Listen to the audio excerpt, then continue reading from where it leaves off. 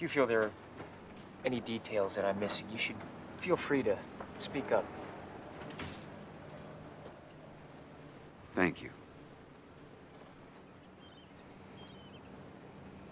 Now, at this point, you call Lieutenant Colonel Markinson and Lieutenant Kendrick into your office. Is that right? Yes. What happened then? We agreed that for his own safety, Santiago should be transferred off the base. Santiago was set to be transferred. On the first available flight to the States, 0600 the next morning. 5 hours too late, as it turned out. Yeah. All right, that's all I have.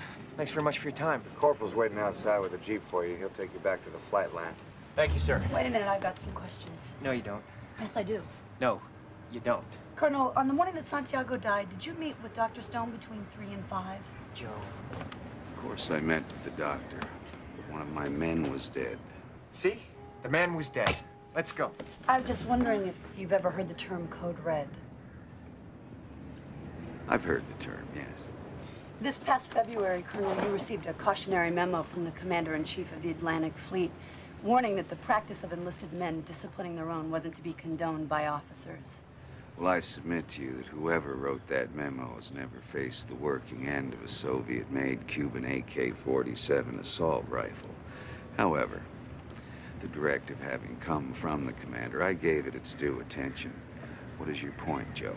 She has no point. She often has no point, sir. It's part of her charm. We're out of here. Thank you. My point is that I think Code Red still go on down here. Do Code Red still happen on this base, Colonel? Joe, the colonel doesn't need to answer that. Yes, he does. No, he really doesn't. Yeah, he really does. Colonel. You know, it just hit me. She outranks you, Danny. Yes, sir. I want to tell you something, and listen up, because I really mean this. You're the luckiest man in the world. There is nothing on this earth sexier, believe me, gentlemen, than a woman that you have to salute in the morning. Promote them all, I say, because this is true.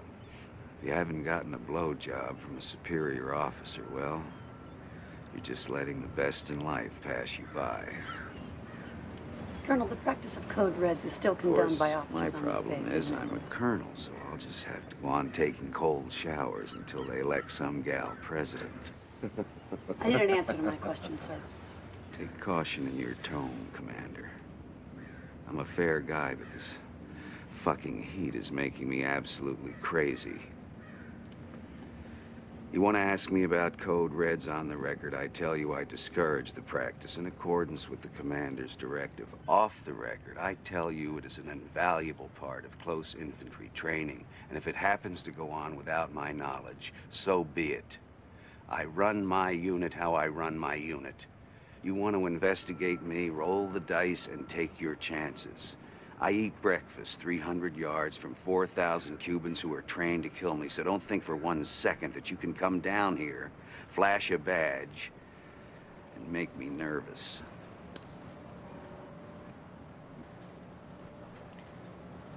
Let's go. Colonel, I just need a copy of Santiago's transfer order. What's that?